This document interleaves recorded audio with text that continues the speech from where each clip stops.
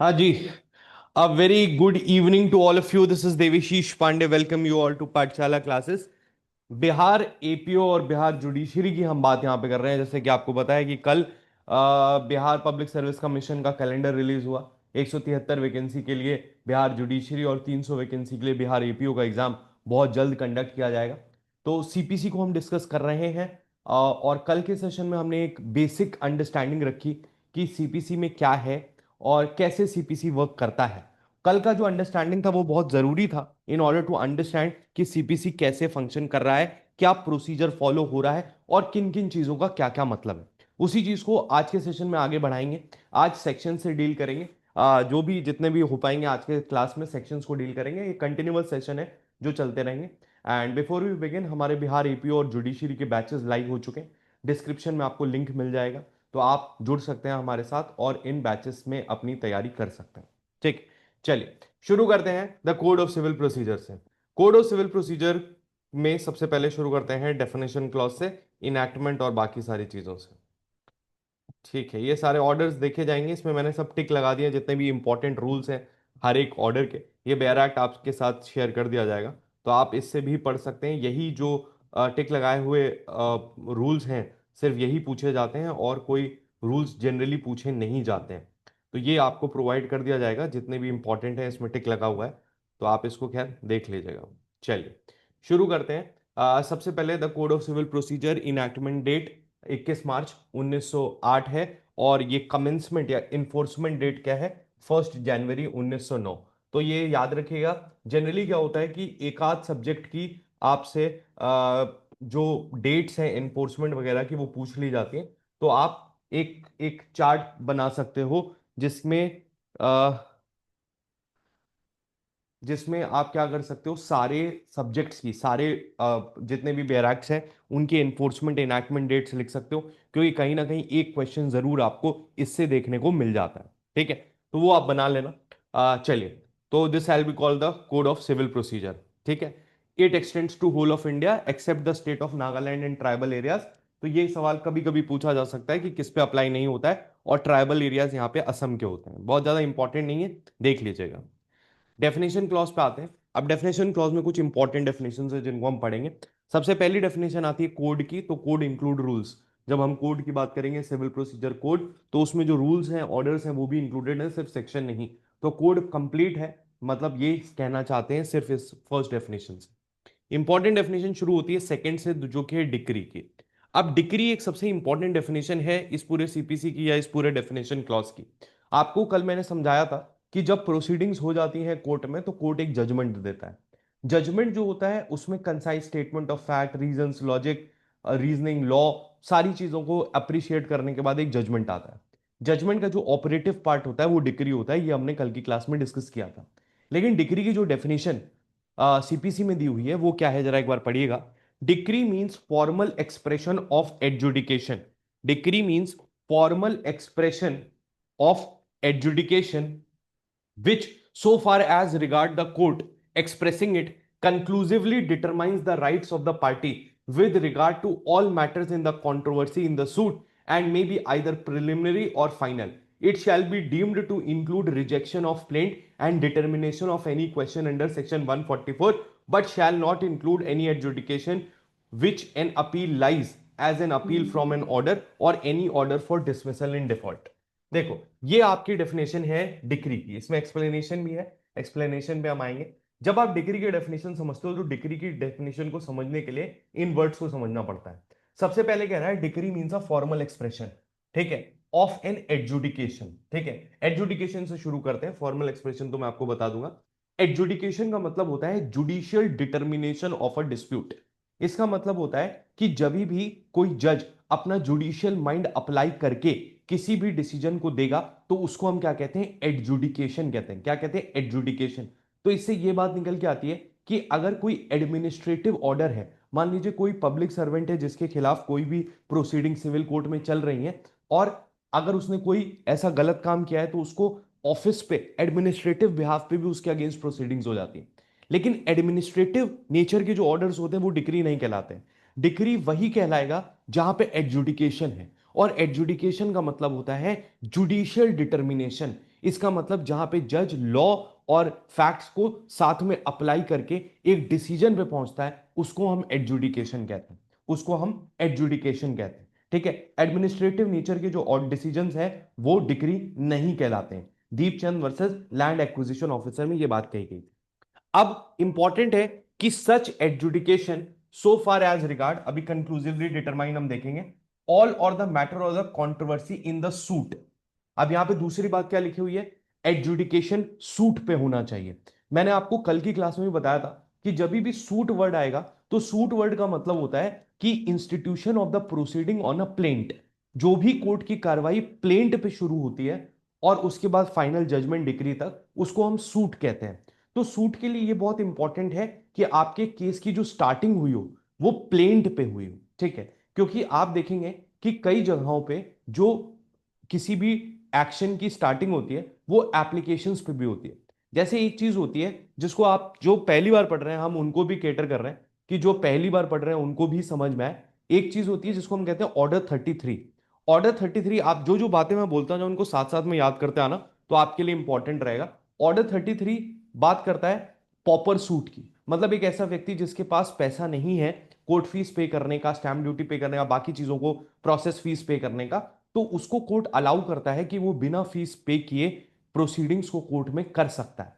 तो जब भी ऑर्डर 33 में एक एप्लीकेशन लगाई जाती है कि मुझे लीव दी जाए to sue as a pauper, इसका मतलब I am an indigent person या मेरे पास पैसा नहीं है, तो पहले वो व्यक्ति एक एप्लीकेशन लगाता है कोर्ट में, कोर्ट से रिक्वेस्ट करता है कि उसको ये अलाउ किया जाए कि वो एक पॉपर की तरह अपना केस लड़ सके। तो मेरा कहने का मतलब क्या है मेरे प्यारे बच्चों, कि ये जो है ये एप्लीकेशन है, और इस एप्लीकेशन पे जो डिसीजन आएगा कि आप एक पॉपर की तरह सूट लड़ सकते हैं या नहीं, that will not be a decree, that will be an order, क्योंकि वो एप्लीकेशन पे।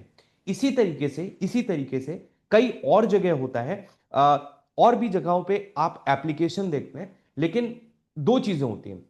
जनरल रूल ये हो गया कि डिक्री तभी कहलाएगी जब वो एक सूट में दी गई है। सूट का मतलब हो गया कि आपकी प्रोसीडिंग्स प्लेंट पे स्टार्ट हो रही है। यहां तक क्लियर है। लेकिन कई ऐसे लॉज होते हैं जहां पे भले ही एक एप्लीकेशन फाइल की जाती है, लेकिन लॉ खुद से कहता है कि इसको एक सूट माना जाएगा, जिनको हम कहते हैं स्टैट्यूटरी सूट्स। क्या कहते हैं? Statutory suit. एग्जाम्पल, जैसे इंडियन सक्सेशन एक्ट या हिंदू मैरिज एक्ट या गार्जियन एंड वार्ड्स एक्ट, इनमें क्या होता है, एप्लीकेशन ही फाइल की जाती है, प्लेंट नहीं फाइल की जाती है। लेकिन इस लॉ में खुद से ही कहा गया है कि भले ही हम एक एप्लीकेशन फाइल कर रहे हैं, भले ही हमारी प्रोसीडिंग्स एक एप्लीकेशन पे शुरू हो रही हैं, बट फिर भी इनको हम सूट कंसिडर करेंगे। तो मेरा कहने का मतलब है, इस पूरे बात से हम एक लाइन की बात कंक्लूड कर पाते हैं कि सर, एक सिंपल बात है कि डिक्री तभी आती है जब आपकी प्रोसीडिंग्स एक सूट हो। सूट होने के लिए यह जरूरी है कि आपका मैटर प्लेंट पे शुरू हुआ हो। अगर एप्लीकेशन पे हुआ है, जैसे पॉपर के केस में ऑर्डर 33 में, तो लॉ कहता है कि वो एक डिक्री नहीं होगी, वो एक ऑर्डर होगा। लेकिन कुछ अलग अलग लॉज में, जैसे Hindu marriage act, succession act, guardianship and words act, इनमें क्या होता है, इनमें भी आप एप्लीकेशन फाइल करते हो, लेकिन लॉ लिखता है कि भले ही इसमें एप्लीकेशन फाइल की जा रही है, इसको हम एक सूट डीम करेंगे। तो उसको हम क्या कहते हैं? स्टैट्यूटरी डिक्री कहते हैं या स्टैट्यूटरी सूट कहते हैं। मतलब लॉ ने प्रिज्यूम किया है कि भले ही एप्लीकेशन पे है, लेकिन इसको हम सूट मानेंगे। ठीक है, तो ये बात आप यहां पे समझिएगा। तो मैंने आपसे कहा कि जुडिशियल डिटर्मिनेशन होना चाहिए, सूट में होना चाहिए। उसके बाद यहां पे लिखा हुआ है फॉर्मल एक्सप्रेशन।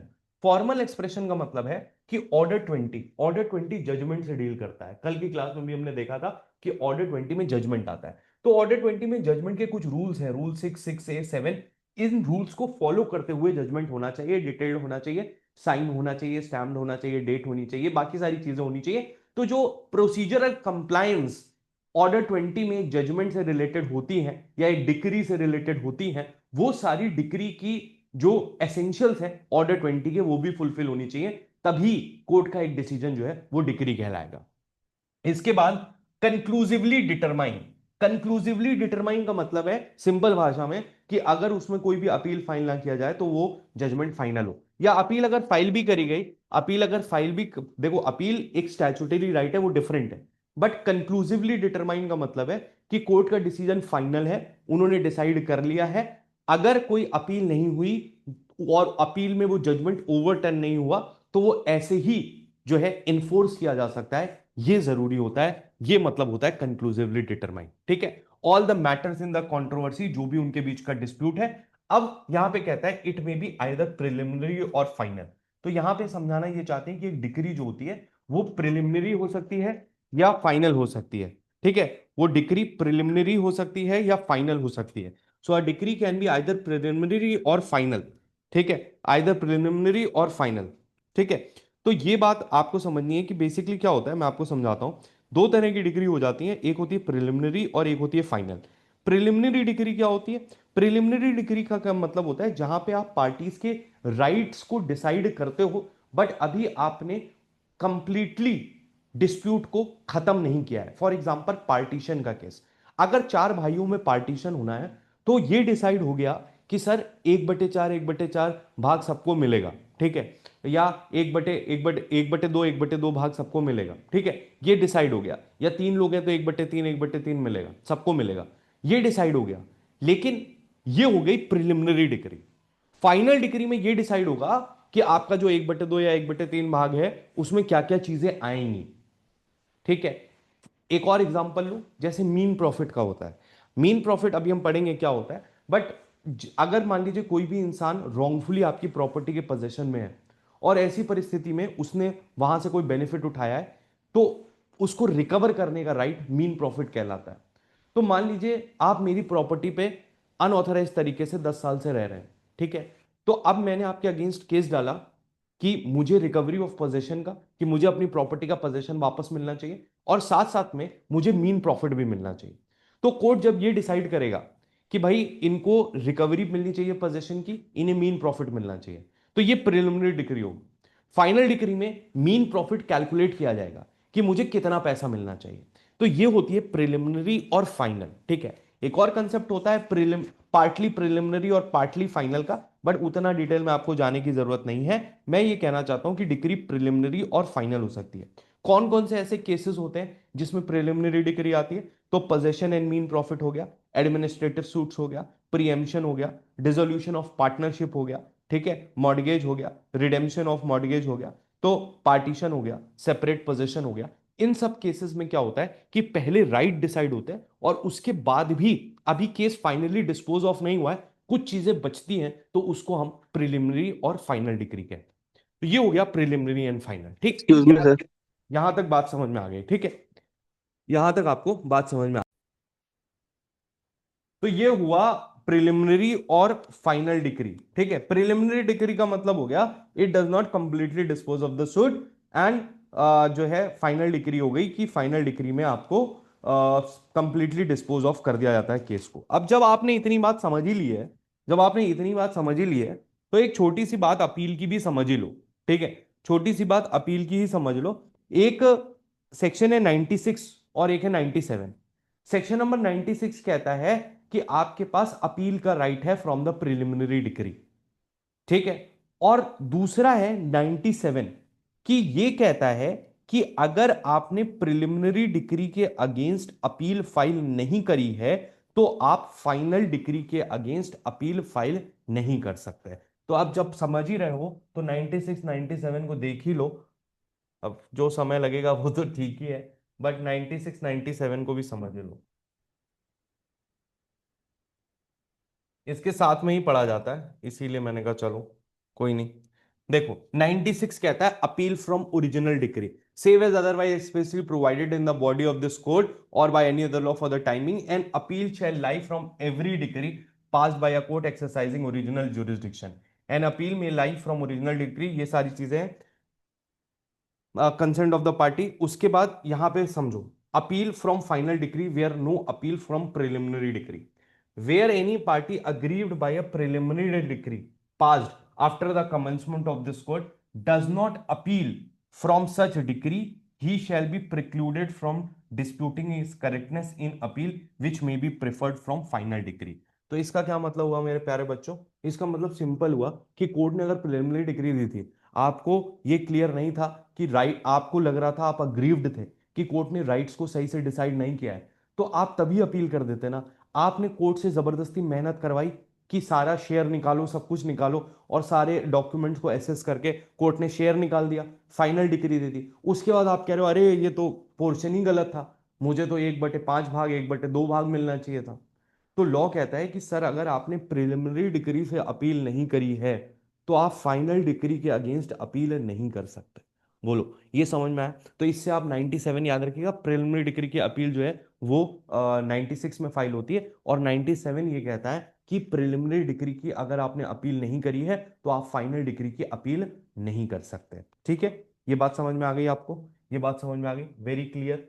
ठीक है, तो ये एक एक बात आप याद रखते जाइएगा तो आपको सारी चीजें ऑटोमेटिकली याद हो जाएंगी, कोई भी दिक्कत नहीं आएगा। ठीक, तो ये हो गया डिग्री का बात।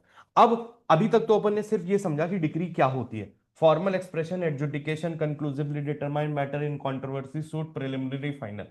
अब यहां के बाद कहानी शुरू होती है कि it shall deemed to include. Deemed to include का मतलब इसको हम क्या बोल रहे हैं? डीम्ड डिग्री बोल रहे हैं। इट शैल तो deemed to a, include the rejection of plaint. It shall deemed to include. तो ये डीम्ड डिग्री का कंसेप्ट है। इट सेज कि it shall be deemed to include. मैं कह रहा हूं कि एक स्टैट्यूटरी फिक्शन है, something is known as a deemed decree. मतलब इसका क्या मतलब हुआ डीम्ड डिग्री का? सर डीम्ड डिग्री का मतलब हुआ कि ये जो चीजें हम बताने जा रहे हैं आगे, ठीक है, इनमें कैटेगोरिकली डिग्री के एसेंशियल्स फुलफिल नहीं हो रहे हैं। एग्जैक्टली डिग्री के एसेंशियल्स फुलफिल नहीं हो रहा है, बट लॉ इनको डिग्री मान रहा है, ऑर्डर नहीं मान रहा है। ये कहता है it shall deemed to include, मतलब एक डीम्ड डिग्री है rejection of plaint. Order 7 rule 11 में रिजेक्शन ऑफ प्लेंट है, one of the most important provisions, rejection of plaint. ये जो रिजेक्शन ऑफ प्लेंट है इसको डिग्री माना जाता है। It shall deemed to include मतलब जनरली अगर आप देखोगे तो इसमें डिग्री के सारे एसेंशियल्स फुलफिल नहीं हो रहे हैं, लेकिन लॉ इसको प्रिज्यूम करता है। It shall be deemed to include rejection of plaint and the determination of any question under section 144 but shall not. 144 क्या होता है? रेस्टिट्यूशन का राइट होता है। 144 क्या होता है? रेस्टिट्यूशन का राइट होता है। मैं 144 अलग से आपको समझाऊंगा, बट मैं सिंपल भाषा में कहूं तो क्या होता है कि मान लीजिए एक लोअर कोर्ट की डिग्री आई, ठीक है, लोअर कोर्ट की डिग्री आई और उसके बाद आपने उसकी अपील फाइल करी, ठीक है, लेकिन अपील फाइल करने में आपको स्टे नहीं मिला ऑन एग्जीक्यूशन, और आपने एग्जीक्यूट करवा ली डिग्री, और अपीलेंट कोर्ट ने लोअर कोर्ट का डिसीजन रिवर्स कर दिया, तो जो भी बेनिफिट जजमेंट होल्डर को मिला था उसको रिटर्न करने का प्रोसेस रेस्टिट्यूशन कहलाता है अंडर सेक्शन 144। तो 144 पढ़ेंगे, अभी नहीं समझ में आया तो कोई दिक्कत नहीं है, ठीक है। बट शैल नॉट इंक्लूड, क्या नहीं होगा? An adjudication from which appeal lies as an appeal from order, any order of dismissal in default. देखो मेरी बात ध्यान से सुनना, अब बहुत ध्यान से सुनना, बिकॉज मैं कुछ इंपॉर्टेंट चीज बताने जा रहा हूं। मैं कह रहा हूं एक चीज होती है जिसको हम बोलते हैं ऑर्डर, ठीक है, और एक चीज होती है जिसको हम बोलते हैं डिक्री, ठीक है। अब ऑर्डर और डिक्री में क्या फर्क होता है, अभी हम ऑर्डर आगे पढ़ेंगे। 2 क्लॉज 14 में ऑर्डर दिया हुआ है। ऑर्डर क्या होता है, तो मैं आपको एक बेसिक फर्क बताऊं, देखो दोनों ही कहीं ना कहीं कोर्ट के डिसीजंस होते हैं, ठीक है, लेकिन जो जो सब्सटैंटिव लीगल राइट्स को डिसाइड करता है वो डिक्री होता है, और ऑर्डर जनरली थोड़े प्रोसीजरल तरीके के होते हैं। किसी के ऊपर कॉस्ट लगाना, एडजॉर्नमेंट पे कॉस्ट लगाना, कॉस्ट फॉर कॉजिंग डिले लगाना, इस तरह की चीजें जो होती हैं वो ऑर्डर्स कहलाते हैं। और जब आप सब्सटैंशियली पार्टीज के राइट्स को डिसाइड करते हो तो उसको हम डिक्री कहते हैं। लेकिन ये जो सारी चीजें deem decree, non deem decree, ये सब चीजें समझाई जा रही है, इसके लिए दो बातें बहुत इंपॉर्टेंट याद रखना। कि होता क्या है कि जो डिक्री होती है, ध्यान से सुनना, जो डिक्री होती है वो generally until unless prohibited appealable होती है। हर एक डिक्री जो होती है उस पे अपील का आपके पास राइट होता है, लेकिन ऑर्डर्स जो होते हैं वो सारे अपीलेबल नहीं होते हैं। ऑर्डर 43 रूल 1 में जितने भी ऑर्डर्स मेंशन किए गए हैं वहीं पे रेड विद सेक्शन 104, इनमें ही जो ऑर्डर्स दिए गए हैं सिर्फ वही अपीलेबल होते हैं। सारे ऑर्डर्स बाय इटसेल्फ अपीलेबल नहीं होते हैं। तो देखो डिक्री और ऑर्डर का फर्क सिर्फ इतना ही है। डिक्री और ऑर्डर का सिर्फ और सिर्फ मेन फर्क जो है वो ये है कि हर एक डिक्री जनरली अपीलेबल होती है, एक्सेप्शनल केसेस को छोड़ दो तो कंसेंट डिक्री है मान लो, तो कंसेंट डिक्री में कंसेंट डिक्री अपीलेबल नहीं होगी। कल मैंने आपको बोला था ऑर्डर 23 रूल 3A, जब कॉम्प्रोमाइज के बेस पे कोई डिक्री दी गई है, तो अगर कॉम्प्रोमाइज के बेस पे डिक्री दी गई है तो वो डिक्री अपीलेबल नहीं होगी। लेकिन जनरल रूल ये होता है कि हर एक डिक्री अपीलेबल होती है।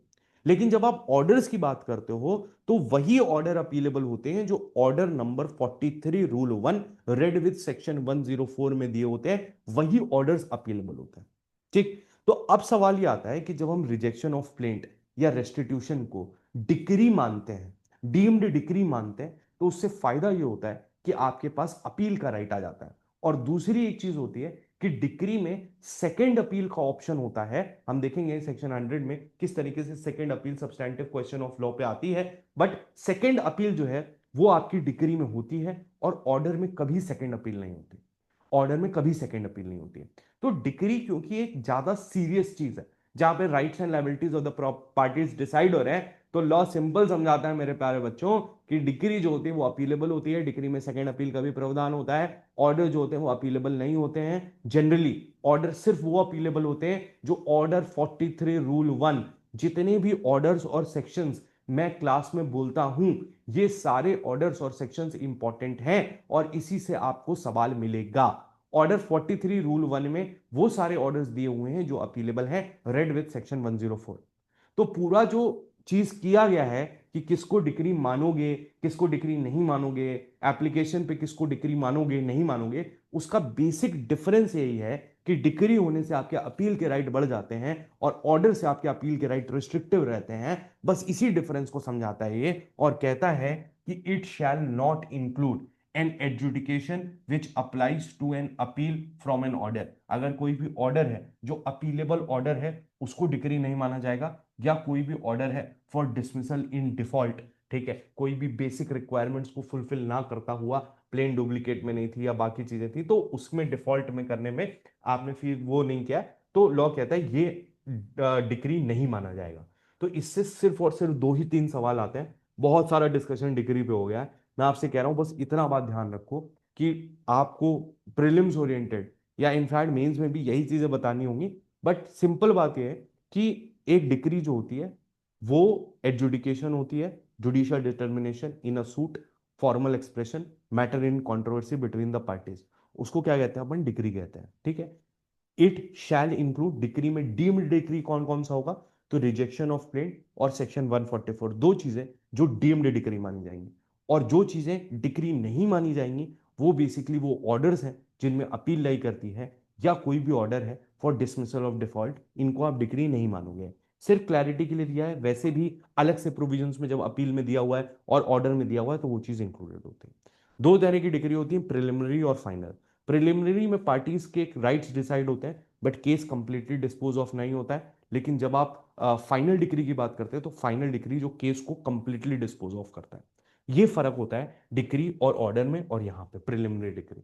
ठीक, अब यहाँ पे लिखा हुआ है आपके अंडरस्टैंडिंग के लिए कि a decree is preliminary when further proceedings have to be taken before the suit can be completely disposed of. It is final when such adjudication completely disposes of the suit. It may be partly preliminary और partly final. किसी एक context में final हो सकती है और किसी एक कंटेक्स्ट में प्रिलिमिनरी हो सकती है। Partly preliminary, partly final, recovery of possession और mean profit. Recovery of possession और मीन प्रॉफिट के लिए किए गए केस में रिकवरी ऑफ पोजेशन के लिए आपकी डिग्री फाइनल हो सकती है और मीन प्रॉफिट के लिए आपकी डिग्री प्रिलिमिनरी हो सकती है। तो ये पार्टली प्रिलिमिनरी और पार्टली फाइनल का भी एक कंसेप्ट होता है, बहुत ज्यादा रिलेवेंट नहीं है, मैंने आपको समझाया। कुछ 5 से 10% ही ऐसे केसेस हैं जहां पे प्रिलिमिनरी और फाइनल डिग्री आती है, मेजॉरिटी ऑफ द केसेस में जनरली फाइनल डिग्री ही आती है। ठीक, बस इतना समझ लो। इसके बाद डिग्री होल्डर, ये बल्ब वाला होल्डर नहीं है। Decree holder means any person in whose favour a decree has been pass, बहुत सिंपल है, and an order capable of execution. ठीक, district means the local limits of the jurisdiction of principal civil code of original jurisdiction, जिसको हम district court बोलते हैं, includes the ordinary civil jurisdiction of the high court. मतलब एक district में जो आपका डिस्ट्रिक्ट कोर्ट होता है वो बोला गया, कुछ भी इंपॉर्टेंट नहीं है। Foreign court means a court situated outside India and not established or continued by the authority of central government. Foreign judgment means the judgment of a foreign court. ठीक है, अभी हम पढ़ेंगे फॉरेन जजमेंट, पढ़ेंगे हम 13-14 में, तब हम समझेंगे इसको। बट अभी आप समझो कि फॉरेन कोर्ट मतलब आउटसाइड इंडिया, या इंडिया के द्वारा, इंडिया सेंट्रल गवर्नमेंट के द्वारा जो नहीं चलाई गई है उसको हम फॉरेन कोर्ट बोलते हैं। ठीक है, बाकी फॉरेन जजमेंट इस कोर्ट का जजमेंट होता है। ठीक है, अब जैसे high court in relation to Andaman Nicobar means the high court in Calcutta, कोई मतलब नहीं है इसका। मतलब बहुत सारी ऐसी हाई कोर्ट्स है, मतलब बहुत सारी ऐसी जगह है, जैसे अंडमान निकोबार की कैलकाटा में है, तो लक्षद्वीप की केरला में है शायद, ऐसे बहुत सारे की अलग अलग जगह पे होती है, बट उसका कोई मतलब नहीं है, आप इसको याद कर लेना। इंडिया एक्सेप्ट सेक्शन ये पूरा हट गया है जेएनके रीऑर्गेनाइजेशन एक्ट से। ठीक, तो वो उसकी कोई मतलब नहीं है। जज means a presiding officer in a civil court. जज की डेफिनेशन क्या होती है 2 क्लॉज 8 में? जज means the presiding officer of a civil court. ठीक, जजमेंट। अब जजमेंट क्या है? तो सर 3 वर्ड्स हुए, डिक्री, ऑर्डर और जजमेंट। ठीक है, जजमेंट क्या है? जजमेंट का मतलब है सब कुछ। जजमेंट का मतलब है concise statement of the case, points of determination, decision and reason for such decision. Order 20 में ये बात दी हुई है। ठीक है, जजमेंट की, जजमेंट का मतलब होता है सब कुछ डिटेल में अगर आप करते हो तो उसको जजमेंट कहते हैं। ऑर्डर 20 रूल 1 जो है वो कहता है कि केस जब डिसाइड हो जाएगा तो जजमेंट प्रोनाउंस करना है, या आप आगे की भी डेट लगा सकते हो, मैक्सिमम 30 डेज की, जिसमें आपको जजमेंट को प्रोनाउंस करना होगा। ठीक है, तो उसके बारे में हम देखेंगे जब हम ऑर्डर 20 पढ़ेंगे, बट जजमेंट जो है वो ऑर्डर 20 में दिया हुआ है। ठीक है, पॉइंट्स ऑफ डिटर्मिनेशन, सारी के सारे फैक्ट्स को लेना, सब कुछ को करना, क्या कहलाता है? जजमेंट। जजमेंट बेसिकली वो प्रोसेस है, वो रीजनिंग है जिससे कोर्ट किसी कंक्लूजन पे पहुंचा है। ठीक है, जजमेंट डेटर, देखो अपन ने डिग्री होल्डर पढ़ा था जिसके फेवर में डिग्री आई है। जजमेंट डेटर मतलब person against whom a decree has been passed और an order capable of execution has been made. तो डेटर कौन होगा? जिसके खिलाफ आया है जजमेंट। तो अब हम जहां पे भी यूज करेंगे, यहां तो डिग्री होल्डर यूज करेंगे या जजमेंट डेटर यूज करेंगे। 2 वर्ड्स हम हर जगह यूज करेंगे, और बेयर एक्ट में भी उसी तरीके से लिखे हैं। डिग्री होल्डर मतलब जिसके फेवर में जजमेंट आया, और जजमेंट डेटर का मतलब है कि जिसके अगेंस्ट जजमेंट आया। ठीक है, तो इसलिए इसकी भी लॉजिक है कि क्यों उसको डिग्री होल्डर और इसको जजमेंट डेटर बोला जाता है, बट उतना आप छोड़ो, इतना ध्यान रखो।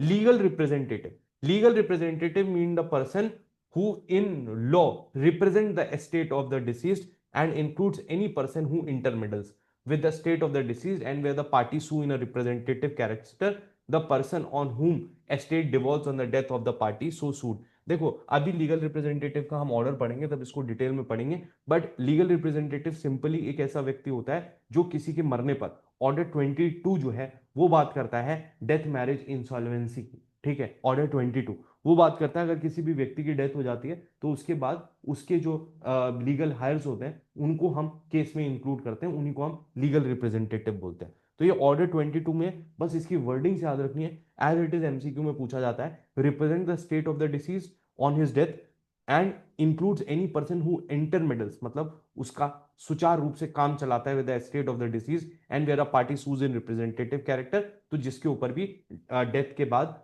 सारी चीजें डिसॉल्व करेंगी, मतलब जो भी इनहेरिट करेगा वही लीगल रिप्रेजेंटेटिव हो।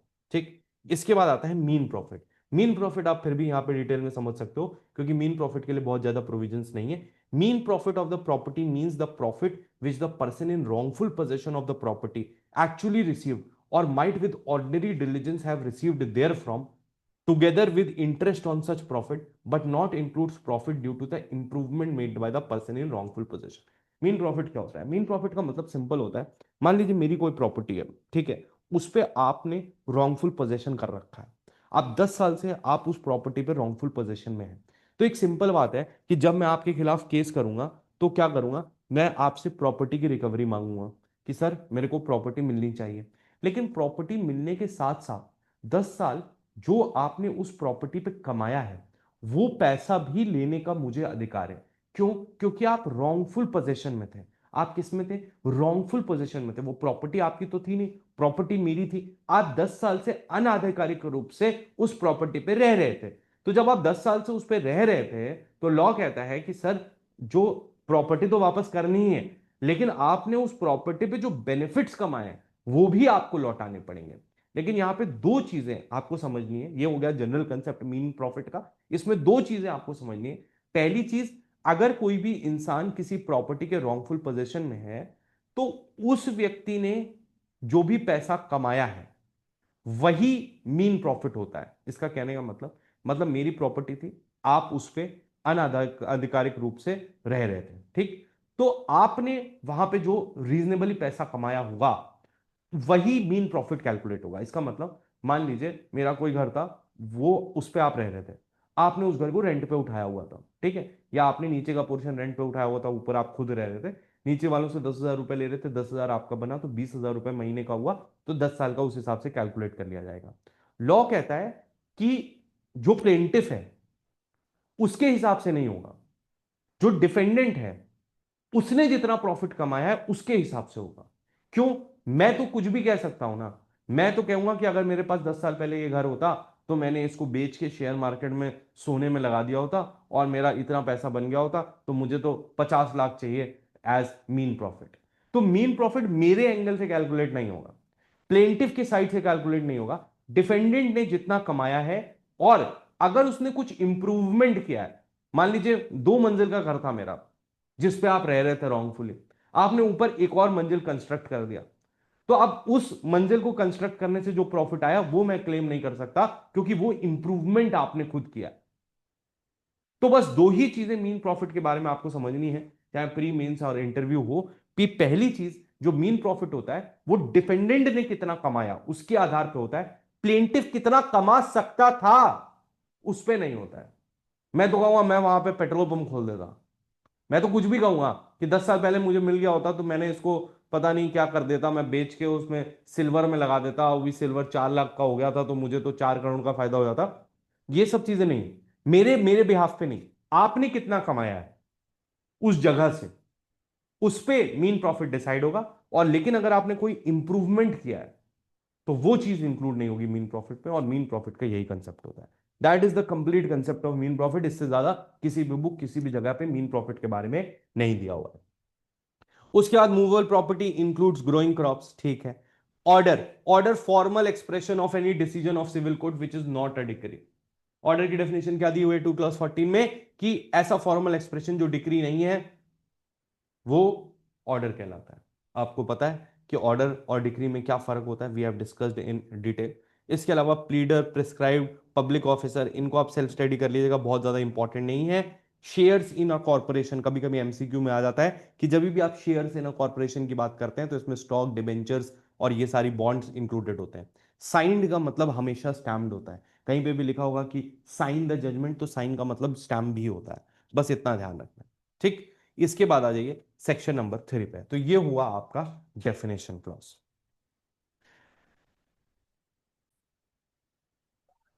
Okay, section number 3, subordination of court. For the purpose of this court, district court is subordinate to district court is subordinate to the high court, and the civil court of a grade inferior of district court, and every small causes court is subordinate to high court और district court। मतलब सबसे पहले high court आएगा, फिर district court आएगा, district court आएगा, और उसके नीचे जितने भी सिविल जज, जूनियर डिवीजन है, सिविल जज, सीनियर डिवीजन है, वो इनके अंडर आएंगे, ठीक है। तो ये हायरार्की आपको पता ही है, इसमें कोई बड़ी हायरार्की नहीं है, ठीक है। ठीक है, ये आप छोड़ सकते हो, ये रेवेन्यू भी छोड़ सकते हो। ये बेसिकली बोलता है कि अगर रेवेन्यू कोर्ट्स को कोई मैटर दिया गया है तो सिविल कोर्ट्स की ज्यूरिसडिक्शन नहीं होगी। उसके बाद पिक्यूनरी ज्यूरिसडिक्शन, सेक्शन 6।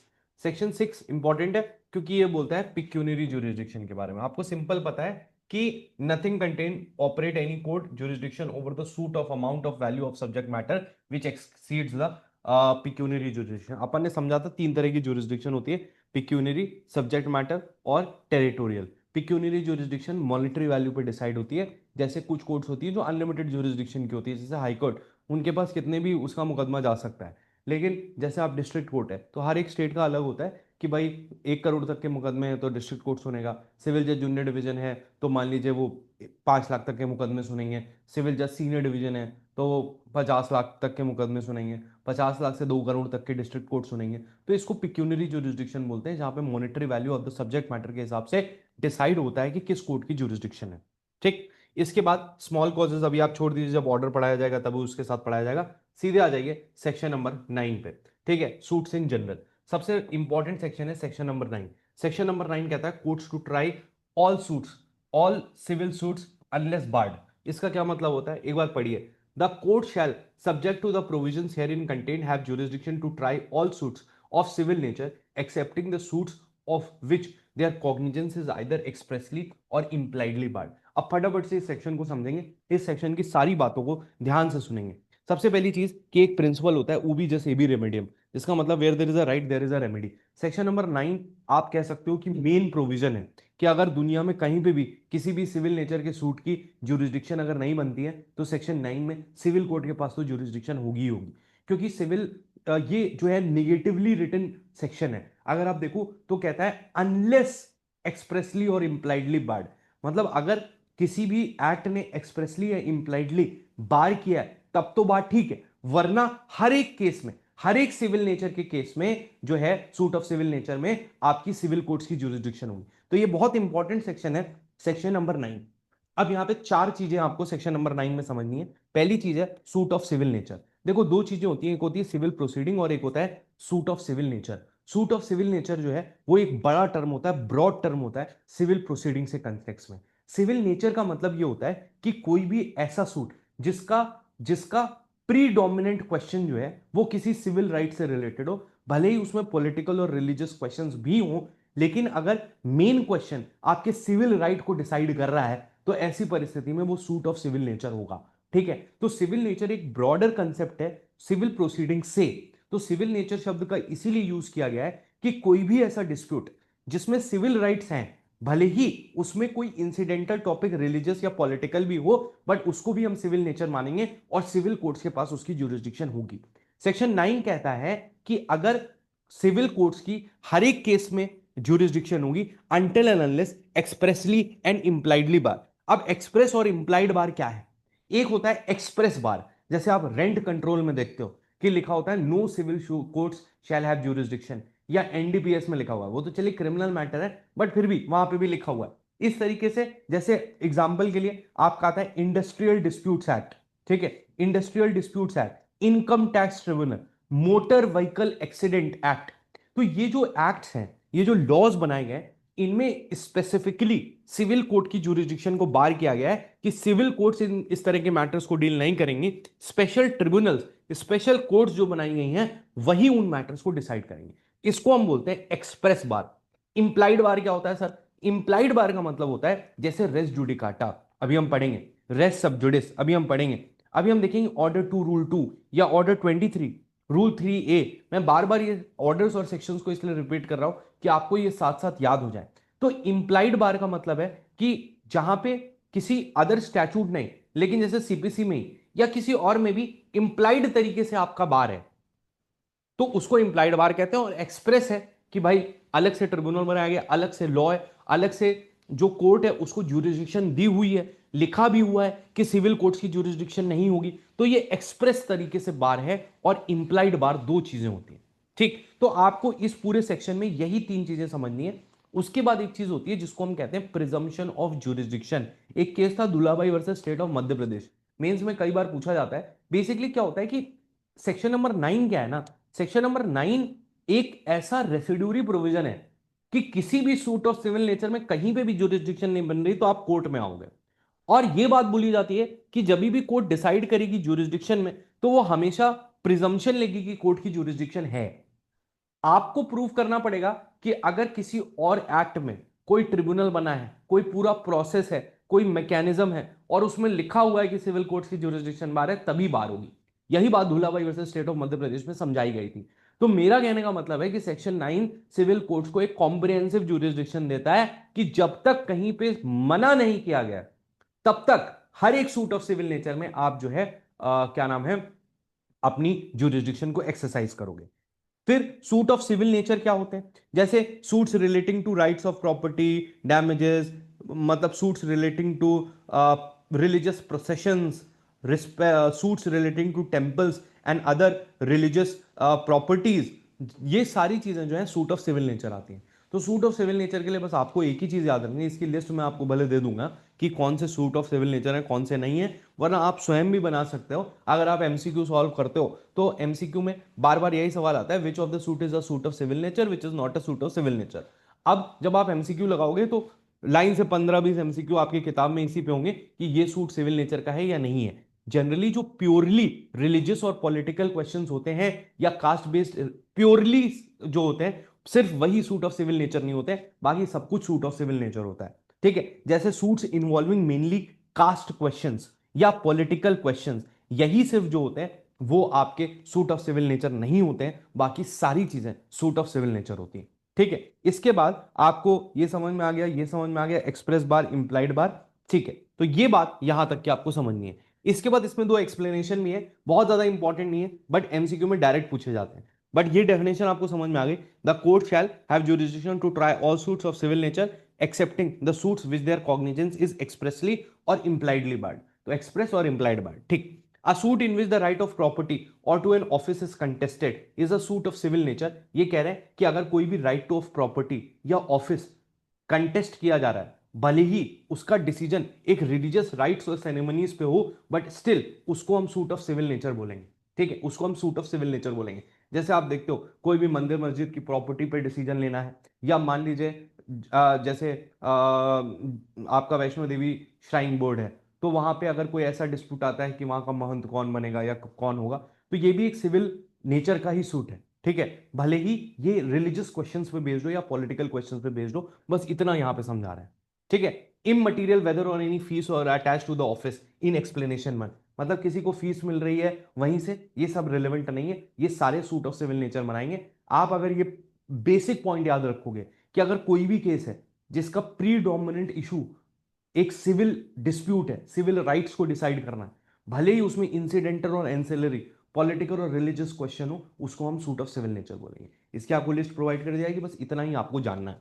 ठीक, उसके बाद आगे बढ़ते हैं। सूट ऑफ सिविल नेचर हो गया, ये हो गया, ये सब स्टेट अमेंडमेंट से आपको नहीं पढ़ना है। इसके बाद आ जाता है सेक्शन 9 और सेक्शन 10। अब सेक्शन 9 और सेक्शन 10 बहुत इंपॉर्टेंट सेक्शन है, जो बात करते हैं स्टे ऑफ सूट्स, जिसको हम रेस सबजुडिस बोलते हैं, और बोलते हैं रेस जुडिकाटा, जिसको हम बोलते हैं कि आपने कोर्ट के पावर टू ट्राई को बार कर दिया है। ध्यान से समझना, स्टे ऑफ सूट्स और रेस जुडिकाटा। अब स्टे ऑफ सूट्स में लिखा है no court shall proceed with the trial, मतलब इनहेरेंट लैक ऑफ ज्यूरिसडिक्शन नहीं है। रेस सबजुडिस कहता है कि अगर कोई भी पेंडिंग सूट है, सेम पार्टीज या उनके रिप्रेजेंटेटिव के द्वारा, मैटर इन कंट्रोवर्सी सेम है, तो दूसरी कोर्ट जो है वो सूट को स्टे कर देगी। जबकि रेस जुडिकाटा कहता है कि अगर एक ऑलरेडी डिसाइडेड सूट है, तो जो दूसरी कोर्ट है जहां पे सेम डिस्प्यूट अगर लाया जा रहा है, तो कोर्ट के पास ज्यूरिसडिक्शन ही नहीं है उस ट्रायल को करने की। कहने का मतलब रेस सबजुडिस और रेस जुडिकाटा दोनों एक ही तरह के कंसेप्ट हैं। इसका क्या मतलब है, मैं आपको समझाता हूं। मान लीजिए हमारे और आपके बीच में कोई भी डिस्प्यूट था, ठीक है, वो अगर पेंडिंग है, तो सेम डिस्प्यूट किसी और कोर्ट में नहीं लाया जा सकता, ये सेक्शन 10 कहता है। ठीक है, मतलब उसका ट्रायल स्टे हो जाएगा अगर लाया गया तो। और रेस जुडिकाटा कहता है कि अगर हम दोनों के बीच में कोई डिस्प्यूट डिसाइड हो चुका है, तो फिर दोबारा से उसी डिस्प्यूट को किसी कोर्ट ऑफ लॉ में नहीं लाया जाएगा, ये रेस जुडिकाटा कहता है। ये बात तो आपको बेसिक समझ में आती है, लॉजिक वगैरह सेम है, मल्टीसिप्लिसिटी ऑफ प्रोसीडिंग्स, कॉन्ट्रडिक्टरी जजमेंट्स और बहुत सारी और लोगों के हैरेसमेंट को बचाने के लिए हम इस दोनों प्रिंसिपल्स को लाते हैं। अब ये दोनों प्रिंसिपल्स साथ में पढ़े जाते हैं। ये दोनों प्रिंसिपल्स जो हैं वो एक ही तरीके की बात करते हैं। एक पेंडेंसी ऑफ द प्रोसीडिंग के लिए इज स्टे ऑफ सूट्स, और जब सूट डिसाइड हो गया है तो रेस जुडिकाटा लगता है। मतलब जो चेक है वो यही है कि अगर आपका केस डिसाइड हो गया तो क्या रेस जुडिकाटा लगेगा, तो फिर आप स्टे ऑफ सूट लगा दोगे। कहने का मतलब स्टे ऑफ सूट्स जो है, पहला जो डिफरेंस आपको दोनों में समझना है वो ये समझना है कि सेक्शन 10 में आपका सूट स्टे होता है। सेक्शन 10 में अगर ऑलरेडी पेंडिंग डिस्प्यूट है, अगर एक पेंडिंग प्रोसीडिंग्स है, तो जो नया सूट है वो स्टे होता है, इसलिए इसको स्टे ऑफ सूट्स कहते हैं। और सेक्शन 11 में अगर एक फॉर्मली डिसाइडेड सूट है, तो जो नेक्स्ट कोर्ट होती है वो इनकॉम्पिटेंट टू ट्राई हो जाती है। इसका मतलब वो कोर्ट उसका ट्रायल कर ही नहीं सकते। तो सेक्शन 10 में कोर्ट इनकॉम्पिटेंट नहीं होती है, सेक्शन 10 में कोर्ट मैटर को स्टे करती है। और सेक्शन 11 में कोर्ट इनकॉम्पिटेंट हो जाती है कि वो ट्रायल कर ही नहीं सकती, क्योंकि ऑलरेडी कोर्ट डिसाइड कर चुका है। तो पहला डिफरेंस जो सेक्शन 10 और 11 में होता है ये होता है। अब सेक्शन 10 के एसेंशियल्स क्या होते हैं, सेक्शन 10 कब अप्लाई होगा, इस बात को आपको समझना है। तो सेक्शन 10 कहता है कि जब दो सूट्स हैं, पहली चीज सेक्शन 10 कहता है जब दो सूट्स हैं, एक प्रीवियसली इंस्टीट्यूटेड है और एक दूसरा बाद में सब्सिक्वेंटली इंस्टीट्यूटेड है। तो पहली चीज तो सेक्शन 10 को अप्लाई करने के लिए ये चाहिए कि दो सूट होने चाहिए, एक प्रीवियसली इंस्टीट्यूटेड और एक subsequently instituted. The matter in issue in both the suit must be directly and substantially the same. दोनों के बीच में जो मैटर इन इशू है वो directly and substantially the same होना चाहिए, माने जो भी वो राइट क्लेम कर रहे हैं, जो भी उनका डिस्प्यूट है वो सेम होना चाहिए। दूसरा है both the suit must have the same parties और देयर रिप्रेजेंटेटिव्स। पार्टीज सेम होनी चाहिए या उनके रिप्रेजेंटेटिव सेम होने चाहिए। मान लीजिए कोई व्यक्ति मर गया या उसने प्रॉपर्टी बेच दी, तो जो रिप्रेजेंटेटिव बने, डिस्प्यूट तो सेम ही है ना, डिस्प्यूट सेम होना चाहिए। The parties must be litigating under the same title, उनका टाइटल सेम होना चाहिए। And the court in which the previous suit is pending must have the jurisdiction to grant the relief claimed in the subsequent suit। मतलब पहली court जो है जिसके पास पहला suit institute किया गया था, उसके पास जुरिस्डिक्शन थी, ठीक है, नेक्स्ट सूट को डिसाइड करने की, ये चीज। तो ऐसी परिस्थिति में लॉ कहता है कि आप रेस सब जुडिस का प्रिंसिपल लगाओगे। और इसी तरीके से जब आप रेस जुडिकाटा को पढ़ते हो तो रेस जुडिकाटा में क्या होता है कि एक फॉर्मर सूट होता है, मतलब ऑलरेडी एक सूट डिसाइड हो चुका होता है, तो रेस जुडिकाटा आपके ट्रायल को बार करता है, ठीक है। हालांकि जब आप इसको डिटेल में पढ़ेंगे तो आप देखेंगे कि सेक्शन 11 में फॉर्मर शब्द का प्रयोग है। फॉर्मर शब्द का मतलब होता है कि एक देखो सेक्शन नंबर 10 में प्रीवियसली इंस्टीट्यूटेड सूट का शब्द यूज किया गया है और सेक्शन नंबर 11 में फॉर्मर सूट शब्द यूज किया गया है। उसका कारण यह है कि सेक्शन 10 ये चेक करता है कि अगर एक प्रीवियसली इंस्टीट्यूटेड सूट है और एक सब्सिक्वेंटली इंस्टीट्यूटेड सूट है, तो जो सब्सिक्वेंटली इंस्टीट्यूटेड सूट है वो स्टे हो सकता है। ये सेक्शन नंबर 10 बताता है। सेक्शन नंबर 11 कहता है कि भले ही कोई भी सूट पहले इंस्टीट्यूट हुआ हो, उससे अपने को लेना देना नहीं है। अगर कोई भी पहले डिसाइडेड सूट है, यानी कि कोई भी फॉर्मर सूट है जिसमें डिसीजन आ गया है, तो जो दूसरा सूट है उसके ट्रायल के लिए कोर्ट के पास पावर नहीं होती है। अगर आप इसको सिंपल तरीके से पढ़ेंगे तो एक बार सेक्शन 10 को पढ़ते हैं। No court shall proceed with the trial, मतलब यहां पे प्रोसीडिंग स्टे होंगी, ठीक है, कोर्ट इनकॉम्पिटेंट नहीं होगी। सेक्शन 11 में लिखा है no court shall try any suit, मतलब इनकी ट्रायल की पावर ही नहीं होगी। No court shall proceed with the trial of any suit in which the matter in issue is directly and substantially in issue in the previously instituted suit between the same parties or between the parties under whom they claim litigating under the same title, where such suit is pending in the same or any other court in India having jurisdiction to grant relief claim or in any court beyond the limits of India but India के द्वारा स्वचालित है। The pendency of a suit in a foreign court does not preclude the court in India from trying a suit founded on the same cause of action. लेकिन अगर foreign court में आपका कोई dispute pending है तो आपके ऊपर race सब जुडिस नहीं लगेगा, ठीक। उसके बाद रेस जुडिकाटा कहता है नो कोर्ट शैल ट्राई, यहां पे कोर्ट की ट्रायल की पावर ही खत्म है। No court shall try any suit और इशू, इसका मतलब रेस जुडिकाटा इशू पे भी लगता है, वो मैं आपको समझाऊंगा। In which the matter directly and substantially in issue has been directly and substantially in issue in a former suit between the same parties or between the parties who they are claiming litigating under the same title in a competent court to try such subsequent suit in which the issue has been subsequently raised and has been heard and finally decided by such court। तो कहने का मतलब देखो race judicata और race सब जुडिस बहुत ही बड़े topics हैं, ठीक है, मतलब आप 2 से 3 क्लास लग जाती हैं सिर्फ रेस जुडिकाटा और रेस सब जुडिस को समझाने में। तो कभी आपको फाउंडेशन कोर्स में समय मिलेगा तो हम आपको डिटेल में समझाएंगे, बट अभी के लिए आप इतना समझ सकते हो कि रेस जुडिकाटा और रेस सब जुडिस में ये फर्क होता है। अब रेस जुडिकाटा में सर्टेन एक्सप्लेनेशंस होते हैं, ये जो एक्सप्लेनेशन है ये इसको बताते हैं कि कहां कहां पे और रेस जुडिकाटा लगेगा। जैसे पहली चीज, पहला explanation, the expression former suit shall denote a suit which has been decided prior to the suit in question whether और not it was instituted prior thereto. इसका क्या मतलब होता है, मान लीजिए एक सूट 1 जनवरी 2023 को स्टार्ट हुआ, ठीक, और दूसरा जो केस था वो 1 मार्च 2023 को स्टार्ट हुआ। दोनों केस चल रहे थे, किसी ने रेस सब जुडिस क्लेम नहीं किया, और जो 1 मार्च 2023 वाला सूट था वो डिसाइड हो गया। अगर 1 मार्च 2023 वाला सूट डिसाइड हो गया तो वो रेस जुडिकाटा बनेगा 1 जनवरी 2023 वाले सूट पे, क्योंकि ये एक फॉर्मर सूट है, क्योंकि ये एक प्रायर डिसाइडेड सूट है irrespective which ever were filed earlier.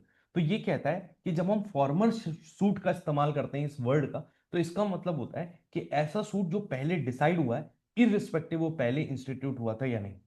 For the purpose of this section, the competence of the court shall be determined irrespective of any provision as to right to appeal from the decision of such court. ये simple ये कहता है कि competence of court जब हम decide कर रहे हैं कि पहली कोर्ट कॉम्पिटेंट थी या नहीं, तो हम अपील के ग्राउंड्स को नहीं देखेंगे, हम सिर्फ और सिर्फ as a court of first instance देखेंगे. The matter above referred must be in the former suit have been alleged by one party either denied or admitted expressly or impliedly by the other. ये self explanatory है. इसके बाद explanation 4 बात करता है constructive रेस judicata की. ये कहता है any matter which might and ought to have been made a ground of defence और attack in a former suit shall be deemed to have been matter directly and substantially in issue. इसका मतलब होता है कि अगर कोई भी ऐसा पॉइंट था जो आप पहले सूट में रेज कर सकते थे एंड आपने जानबूझ के उसको रेज नहीं किया, तो लॉ उसके ऊपर रेस जुडिकाटा लगाएगा. एग्जाम्पल के लिए देखते हैं, एक स्टेट ऑफ यूपी वर्सेस नवाब हुसैन का केस था. इसमें क्या हुआ, एक सब इंस्पेक्टर साहब थे जिनको डीआईजी साहब ने डिसमिस कर दिया था. ठीक है. अब सवाल यह आया कि इन्होंने कोर्ट में केस किया कि भाई उनका डिसमिसल गलत है क्योंकि उनको अपॉर्चुनिटी ऑफ हियरिंग नहीं दी गई है, यानी कि उनको नेचुरल जस्टिस के थ्रू सुना नहीं गया है. ठीक है. तो कोर्ट ने उनका उनका नेचुरल जस्टिस सारा समझा, एविडेंस एविडेंस लिए कि भाई उनको बोलने का मौका दिया गया था या नहीं दिया गया था, और कोर्ट ने फाइनली डिसाइड कर दिया कि आपका जो डिसमिसल है वो सही है, आपको नेचुरल जस्टिस मिला था और कुछ नहीं हो सकता, डीआईजी ने आपका सही जो है डिसमिसल किया. इसके बाद क्या होता है कि ये जो सब इंस्पेक्टर होता है ये दोबारा से एक सूट फाइल करते हैं जिसमें ये एक दूसरा ग्राउंड लेते हैं. समझना, ये कहते हैं कि मेरा जो अपॉइंटमेंट था वो आईजी साहब ने किया था, इंस्पेक्टर जनरल ने. और कॉन्स्टिट्यूशनल मैंडेट या रूल्स को भी आप देखो तो जनरली जो अथॉरिटी किसी को अपॉइंट करती है उसी के पास उसको डिसमिस करने का राइट होता है. तो उन्होंने ये कंटेंशन लिया कि सर जब मेरा अपॉइंटमेंट आईजी ने किया था तो डीआईजी साहब मेरा डिसमिसल नहीं कर सकते. लेकिन इस केस में कंस्ट्रक्टिव रेस जुडिकाटा लगा क्योंकि ये जो पॉइंट था ये आप प्रीवियस सूट में ले सकते थे, बट आपने उसको जानबूझ के नहीं लिया या आपने गलती से नहीं लिया, तो लॉ कहता है कि आपको प्रोटेक्शन नहीं मिलेगा, इसके ऊपर कंस्ट्रक्टिव रेस जुडिकाटा लगेगा. वरना लोग मल्टीपल केसेस करेंगे, हर केस में एक एक पॉइंट रेस करते हुए 50 केस करेंगे. लॉ कहता है आपको अपना सूट कॉम्प्रिहेंसिव बनाना है. इसका मतलब अगर कोई भी ऐसा पॉइंट था जो आप रेस कर सकते थे पिछले केस में, आपने अगर नहीं रेस किया तो लॉ प्रिज्यूम करेगा कि वो रेस्ड है, डिसाइडेड है, और उस ग्राउंड पे आप दोबारा से नहीं कर सकते. So the concept is constructive रेस जुडिकाटा. इसको क्या कहते हैं, कंस्ट्रक्टिव रेस जुडिकाटा. उसके बाद if any relief claimed in plaint which is not expressly granted by the decree shall for the purpose of this section be refused. ये सिंपल एक प्रिजम्पशन देता है कि आपने कोई भी रिलीफ अपनी डिक्री में अगर क्लेम किया है और वो रिलीफ जो था वो आपको दिया नहीं गया है या उस रिलीफ पे कोई भी एक्सप्रेस प्रोविजन डिक्री में नहीं लिखा गया, तो माना जाएगा कि उसको रिफ्यूज कर दिया गया. आपने रिलीफ में कॉम्पनसेशन मांगा था, कॉम्पनसेशन पे डिक्री साइलेंट है, तो इसका मतलब है कि कॉम्पनसेशन डिनाई हो गया. ठीक.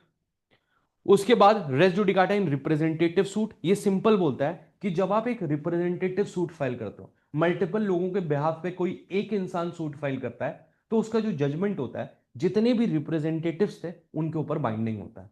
ठीक है, उनके ऊपर भी रेस जुडिकाटा लगेगा. ऐसा नहीं है कि 50 लोग थे उनके बिहाफ पे एक आदमी जो था वो सारी प्रोसीडिंग्स कर रहा था. इसको रिप्रेजेंटेटिव सूट बोलते हैं, ऑर्डर 1 रूल 8 में आता है, हम पढ़ेंगे. बट लॉ कहता है कि अगर जो आपका प्रोसीडिंग्स कर रहा था सिर्फ उसके अगेंस्ट रेस जुडिकाटा नहीं लगेगा, सारे ही रिप्रेजेंटेटिव्स के अगेंस्ट लगेगा. ठीक है. उसके बाद एग्जीक्यूशन में this this provision of this section shall apply to the proceedings of the execution of decree. तो एग्जीक्यूशन ऑफ डिक्री में भी रेस जुडिकाटा लगता है. ऐसा नहीं है एक बार आपने एग्जीक्यूट करा लिया फिर से एग्जीक्यूट कराने चले गए. तो लॉ कहता है सिर्फ केस में ही नहीं बट एग्जीक्यूशन प्रोसीडिंग्स में भी रेस जुडिकाटा अप्लाई होगा. उसके बाद ये जो एक्सप्लेनेशन 8 है इसको आप ऐसे ही छोड़ देना क्योंकि ये एक बहुत ही टेक्निकल कंसेप्ट पे रिलेट करता है. ये कहता है an issue heard and finally decide by the court of limited jurisdiction competent to decide such issue shall operate as res judicata in a subsequent suit, notwithstanding that such court of limited jurisdiction was not competent to try subsequent suit or the suit in which such issue has been subsequently raised. ये जो explanation है ये CPC का one of the most technical explanation है. ये basically क्या कहता है, मैं आपको चलो एक एग्जांपल से समझाने की कोशिश करता हूं, अगर आपको समझ में आता है तो देखिएगा. होता क्या है कि मान लीजिए मेरे और आपके बीच में एक प्रॉपर्टी को लेकर डिस्प्यूट है. समझना, हमारे और आपके बीच में एक प्रॉपर्टी को लेकर डिस्प्यूट है. ठीक. उस प्रॉपर्टी की कीमत आज 1 करोड़ रुपए है, ठीक। और हमने मान लीजिए सिविल जज सीनियर डिवीजन के सामने ये मैटर लेके गए और हमारे और आपके बीच में डिसीजन आ गया, ठीक, कि प्रॉपर्टी मेरी है, डिसीजन आ गया। अब 10 साल बाद इस प्रॉपर्टी की वैल्यू हो जाएगी 10 करोड़, एग्जाम्पल के लिए। और 10 करोड़ के मुकदमे सुनने का राइट अब सिर्फ डिस्ट्रिक्ट कोर्ट के पास है। सिविल जज सीनियर डिवीजन सिर्फ 2 करोड़ तक के मुकदमे सुन सकते थे। तो 10 साल पहले तो वो एलिजिबल थे हमारे मुकदमे सुनने के लिए, लेकिन अब हमारा मैटर डिस्ट्रिक्ट कोर्ट के पास जाएगा, ठीक। तो अब जब हमारा मैटर डिस्ट्रिक्ट कोर्ट के पास जाएगा, तो क्या आप ये ग्राउंड ले सकते हो कि पिछला कोर्ट कॉम्पिटेंट ही नहीं था इस ज्यूरिसडिक्शन को डिसाइड करने के लिए, क्योंकि आज हमारा मैटर 10 करोड़ का है और सिविल जज सीनियर डिवीजन आज भी 2 करोड़ तक के मुकदमे सुन पा रहा है। तो ऐसी परिस्थिति में उनके पास राइट नहीं है कि वो हमारा आज का मुकदमा डिसाइड कर सकते थे, तो इसलिए वो कोर्ट बिना ज्यूरिसडिक्शन की हो गई। आप ऐसा नहीं कह सकते हो। इसका कारण क्या है? क्योंकि जब आप इस सेक्शन को पढ़ते हो तो ये सेक्शन क्या कहता है, जरा ध्यान से देखना। No court shall try any issue in a court competent, ये कहता है टू सच सब्सिक्वेंट सूट। मतलब ये जो प्रोविजन है, ये जो रेस जुडिकाटा का प्रोविजन है, ये कहता है कि जो फॉर्मर सूट की कोर्ट होनी चाहिए वो सब्सिक्वेंट सूट को ट्राई करने की कॉम्पिटेंट होनी चाहिए। आप लोग इसका रिमाइंड पे देख लेना।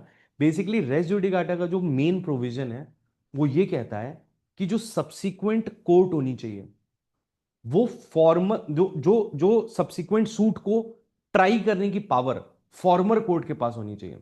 मतलब आज जो केस हमने इंस्टीट्यूट किया है वो पुरानी वाली कोर्ट कॉम्पिटेंट थी या नहीं थी, ये चीज देखनी पड़ेगी। मतलब आपको शायद दिक्कत हो रहा होगा, बट कंसेप्ट यही है, कभी इसको तसल्ली से समझाएंगे तो आपको समझ में आएगा। अभी बस आप इतना याद रखो, जो एक्सप्लेनेशन 8 है वो सिंपल ये कहता है कि अगर आपका कोई भी फॉर्मर डिस्प्यूट था, फॉर्मर सूट था, उसको सुनने की पावर जिस भी कोर्ट के पास थी आपने वहां से डिसाइड कर लिया। आज जब आप एक सब्सिक्वेंट सूट लेके आ रहे हो तो आप ये ग्राउंड नहीं दे सकते कि जो पुरानी कोर्ट थी वो आज का मैटर नहीं सुन सकती, इसलिए इस पर रेस जुडिकाटा नहीं लगेगा। फिर भी रेस जुडिकाटा लगेगा, भले ही जो फॉर्मर सूट की कोर्ट थी उसके पास कॉम्पिटेंस ना हो आज के सब्सिक्वेंट सूट को सुनने के। ठीक है, तो ये बहुत ही बड़ा कंसेप्ट है, बहुत ही टेक्निकल कंसेप्ट है। मैं आई नो कि ये बहुत कम समय में इसको समझाना मुश्किल है, बट एक आपको आइडिया मैंने दिया है। कभी फाउंडेशन क्लास में समय मिलेगा तो इसको डिटेल में समझाएंगे, ठीक है। तो आज के लिए फिलहाल इतना ही। Thank you so much everyone for the time, for having the patience. और बिहार जुडिशरी और एपीओ के कोर्सेज लाइव हैं, डिस्क्रिप्शन में लिंक है, नंबर दिया हुआ है, आप कॉल कर सकते हैं, बात कर सकते हैं और एनरोल कर सकते हैं। Thank you everyone, bye bye, take care, good night and जय हिंद।